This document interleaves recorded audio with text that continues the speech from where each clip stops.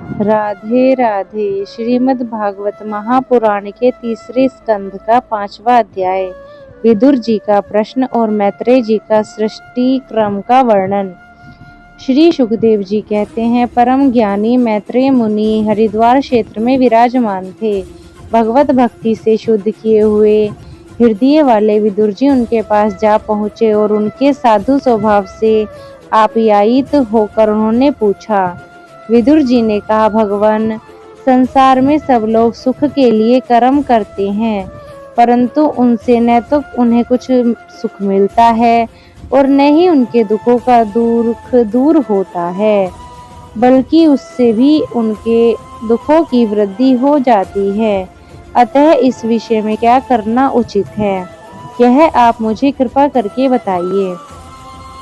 जो लोग दुर्भाग्यवश भगवान श्री कृष्ण से विमुख, अधर्म परायण और अत्यंत दुखी हैं, उन पर कृपा करने के लिए ही आप जैसे भाग्यशाली भगवत भक्त संसार में विचरा करते हैं।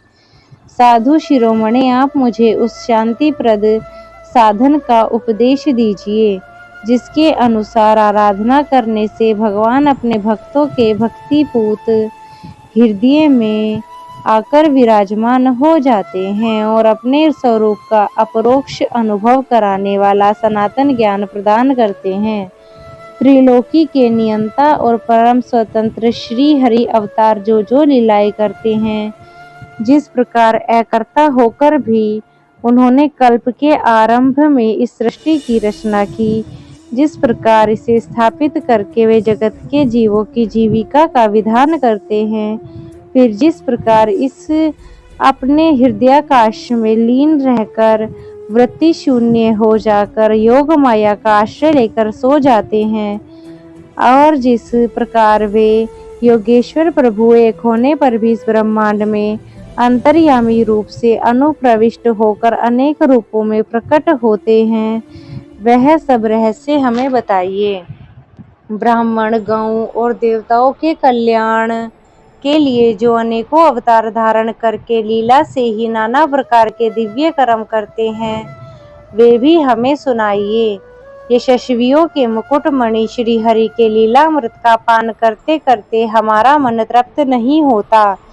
हम यह भी सुनाइए कि उन समस्त लोकपतियों के स्वामी श्री हरि ने इन लोकपालों और लोकालोक पर्वत से बाहर के भागों को, जिनमें ये सब प्रकार के प्राणियों की अधिकारानुसार भिन्न भिन्न भेद प्रतीत हो रहे हैं, किन तत्वों से रचा है।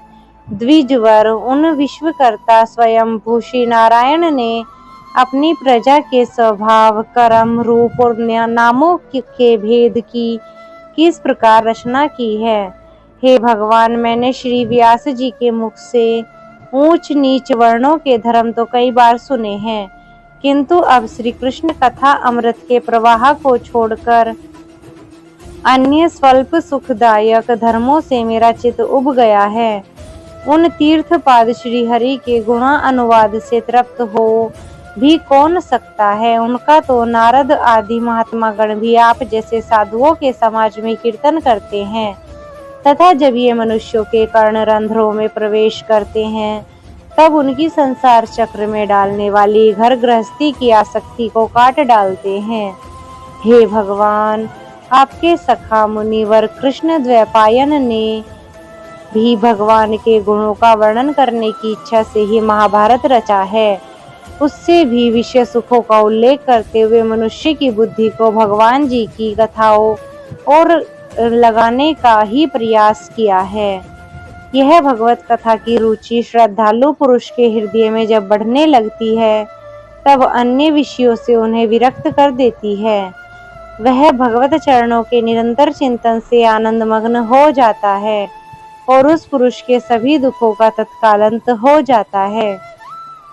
मुझे तो उन शोचनीयों के भी शोचनीय अज्ञानी पुरुषों के लिए निरंतर खेद रहता है, जो अपने पिछले पापों के कारण श्री हरि की कथाओं से विमुख रहते हैं। हाय, काल भगवान उनके अमूल्य जीवन को काट रहे हैं और वे वाणी, देह और मन से व्यर्थ वाद विवाद, व्यर्थ चेष्टा और व्यर्थ चिंतन में लगे रहते हैं। मैत्रेय जी, आप दीनों पर कृपा करने वाले हैं। अतः भोरा जैसे फूलों में से रस निकाल लेता है, उसी प्रकार इन लौकिक कथाओं में से इनके सारभूत परम कल्याणकारी पवित्र कीर्ति श्री हरि की कथाएं छाटकर हमारे कल्याण के लिए सुनाइए।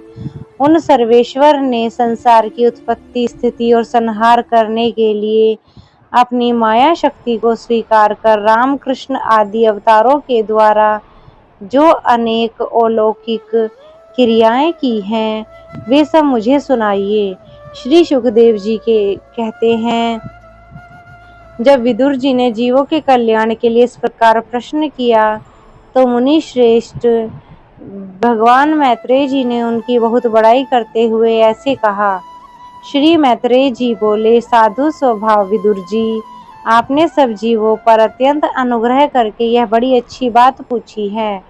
आपका चित्त तो सर्वदा श्री भगवान में ही लगा रहता है, तथापि इससे संसार भी अपना संपूर्ण सुयश फैलाता है। आप श्री व्यास जी के औरस पुत्र हैं, इसलिए आपके लिए यह कोई बड़ी बात नहीं है कि आप अनन्य भाव से सर्वेश्वर श्री हरि के ही आश्रित हो गए हैं। आप प्रजा को दंड देने वाले भगवान यम ही हैं। मार्कंडेय ऋषि का श्राप होने के कारण ही आपने श्री व्यास जी के वीर्य से उनके भाई विचित्र वीर्य की भोग पत्नी दासी के गर्भ से जन्म लिया था। आप सर्वदा ही श्री भगवान और उनके भक्तजनों को अत्यंत प्रिय हैं, इसलिए भगवान निज धाम पधारते समय मुझे आपको ज्ञानोपदेश करने की आशा दे गए हैं। इसलिए अब मैं जगत की उत्पत्ति, स्थिति और लय के लिए योग माया के द्वारा विस्तारित हुई भगवान की विभिन्न लीलाओं का क्रमशः वर्णन करता हूँ। सृष्टि रचना के पूर्व समस्त आत्माओं के आत्मा एक पूर्ण परमात्मा ही थे, न दृष्टा था न दृश्य।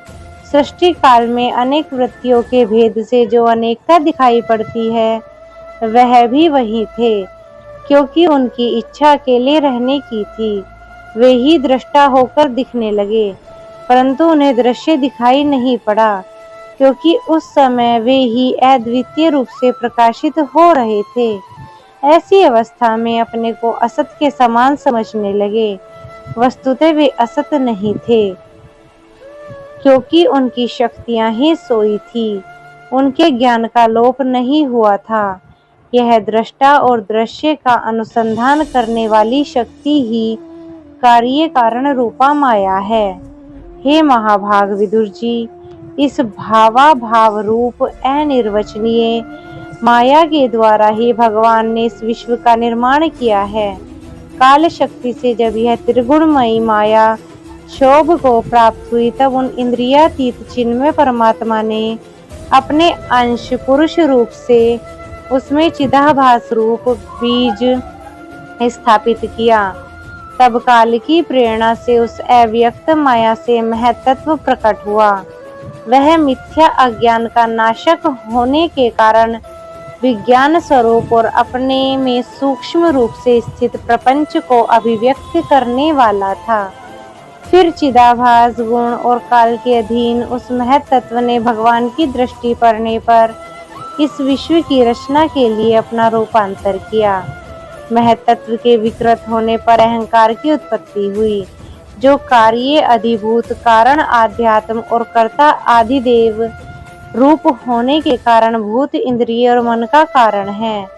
वह अहंकार वैकारिक, सात्विक, तेजस, राजस और तामस भेद से 3 प्रकार का है।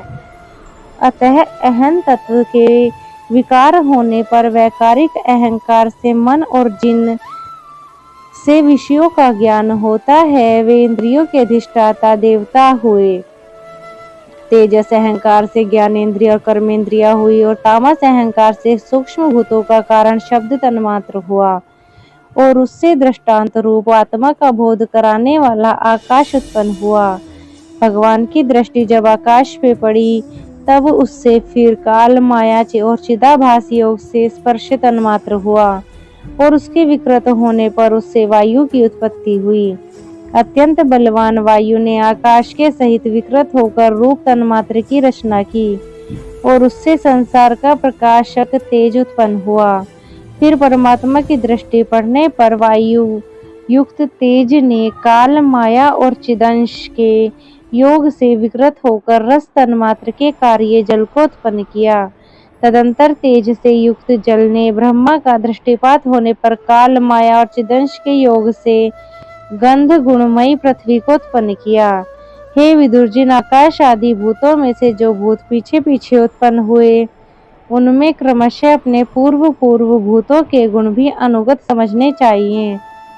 ये महतत्व आदि के अभिमानी विकार विक्षेप और चेतनांश विशिष्ट देवगण श्री भगवान के ही अंश हैं, किंतु पृथक पृथक रहने के कारण जब वे विश्वर रचना के रूप में अपने कार्य में सफल नहीं हुए, तब हाथ जोड़कर भगवान जी से कहने लगे।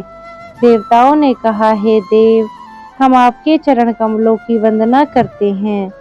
ये अपनी शरण में आए हुए जीवों का ताप दूर करने के लिए छत्र के समान हैं और इनका आश्रय लेने से यति जनानंद संसार दुख से सुगमता पूर्वक ही दूर फेंक देते हैं।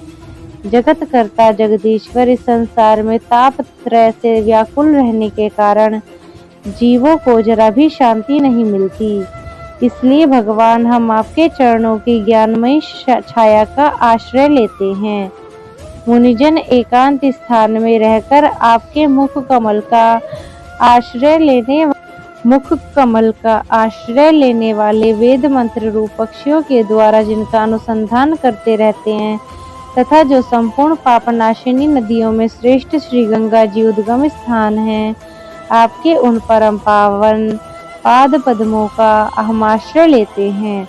हम आपके चरण कमलों की उस चौकी का आश्रय ग्रहण करते, जिसे भक्तजन श्रद्धा और श्रवण कीर्तन आदि रूप से भक्ति से परिमार्जित अंतःकरण में धारण करके वैराग्य पुष्ट ज्ञान के द्वारा परम धीर हो जाते हैं। ईश्वर, आप संसार की उत्पत्ति, स्थिति और संहार के लिए ही अवतार लेते हैं, अतः हम सब आपके उन चरण कमलों की शरण लेते हैं जो अपना स्मरण कराने वाले भक्तजनों को अभय कर देते हैं। जिन पुरुषों का देह, गेह और उनसे संबंध रखने वाले अन्य तुच्छ पदार्थों में अहंता, ममता और दृढ़ दुराग्रह है, उनके शरीर में आपके अंतर्यामी रूप से रहने पर जो अनंत दूरी है, उन्हें आपके चरणारविंदों में हम भजते हैं। परम यशस्वी परमेश्वर, इंद्रियों के विषयाभिमुख रहने के कारण जिनका मन सर्वदा बाहर ही भटकता रहता है, वे पामर लोग आपके विलासपूर्ण पाद विन्यास की शोभा के विशेषज्ञ भक्तजनों का दर्शन नहीं कर पाते। इसी से वे आपके चरणों से दूर रहते हैं। हे देव, आपके कथा अमृत का पान करने से उमड़ी हुई भक्ति के कारण जिनका अंतःकरण निर्मल हो गया है, वे लोग वैराग्य ही जिसका सार है, आत्म ज्ञान प्राप्त करके अनायास ही आपके वैकुंठ धाम को चले जाते हैं। दूसरे धीर पुरुष चित्त निरोधक समाधि के बल से आपकी बलवती माया को जीतकर आप में ही लीन हो जाते हैं और उन्हें श्रम बहुत करना पड़ता है, किंतु आपकी सेवा मार्ग में कुछ भी कष्ट नहीं है। हे आदि देव, आपके सृष्टि रचना की इच्छा से हमें त्रिगुण में रचा गया है, इसलिए विभिन्न स्वभाव वाले होने के कारण हम आपस में मिल नहीं पाते और इसी प्रकार आपकी क्रीड़ा के साधन रूप ब्रह्मांड की रचना करके उसे आपको समर्पित करने में असमर्थ हो रहे हैं। अतः हे जन्म रहित भगवान, जिससे हम ब्रह्मांड रचकर आपको सब प्रकार से भोग समय समय पर अर्पित कर सकें और जहाँ स्थित होकर हम भी अपनी योग्यता के अनुसार अन्न ग्रहण कर सके तथा ये सब जीव भी सब प्रकार की विघ्न बाधाओं से दूर रहकर हमें और आप दोनों का भोग समर्पित करते हुए अपना अपना अन्न भक्षण कर सके, ऐसा कोई उपाय कीजिए। आप निर्विकार पुराण पुरुष ही अन्य कार्यवे के सहित हम देवताओं के आदि कारण है। देव पहले ही अजन्मा होने से सात्विक गुणों और जन्मादि कर्मों के कारण माया शक्ति में चिदाभास रूप वीर्य स्थापित किया था। परमात्मा देव महत्त्व के रूप हम देवगण जिस कार्य के लिए उत्पन्न हुए हैं, उसके संबंध में हम क्या करें। देव हम पर ही अनुग्रह करने वाले हैं, इसलिए ब्राह्मण रचना करने के लिए आप हमें क्रिया शक्ति के सहित अपने ज्ञान शक्ति भी प्रदान कीजिए। राधे राधे।